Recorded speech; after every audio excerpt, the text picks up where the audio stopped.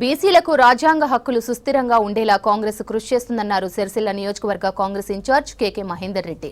ఎన్నికలపై హైకోర్టు ఆదేశాలకు కట్టుబడి బీసీ కోటా కోసం ఢిల్లీలో కాంగ్రెస్ ధర్నా చేసిందని తెలిపారు. బీసీ బిల్లు కోర్టులో ఉన్నప్పుడే బీజేపీ అసలైన ముఖచిత్రం బయటపడిందన్నారు. దేశంలో రిజర్వేషన్ల వ్యవస్థను తీసుకొచ్చింది కాంగ్రెసే అనే విషయాన్ని ప్రజలు మర్చిపోవద్దన్నారు. సిరిసిల్లలో జాతీయ చేనేత దినోత్సవ వేడుకల్లో పాల్గొన్నారు కేకే. బీసీ హక్కులను బీజేపీ విస్మరించిందని విమర్శించారు.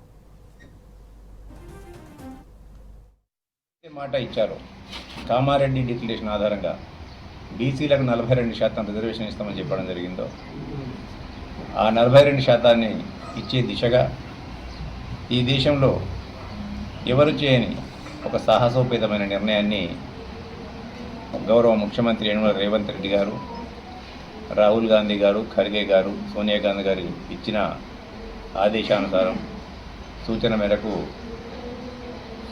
కులగణన చేపట్టి ఇలా 42% బీసీలకు స్థానిక సంస్థల్లో కానివ్వండి, విద్యా ఉపాధిలో కానివ్వండి ఇవ్వాలన్న ఉద్దేశం కొద్దీ కులగణన చేపట్టి శాస్త్రీయ పద్ధతిలో ఆ రోజు అసెంబ్లీలో ఉన్న అన్ని పార్టీల నాయకులు, సిపిఐ కానివ్వండి, బీజేపీ కానివ్వండి, బీఆర్ఎస్ పార్టీ కానివ్వండి, అన్ని పార్టీలు కలిసి ఏకకంఠంతో బిల్లును ఆమోదింపజేసి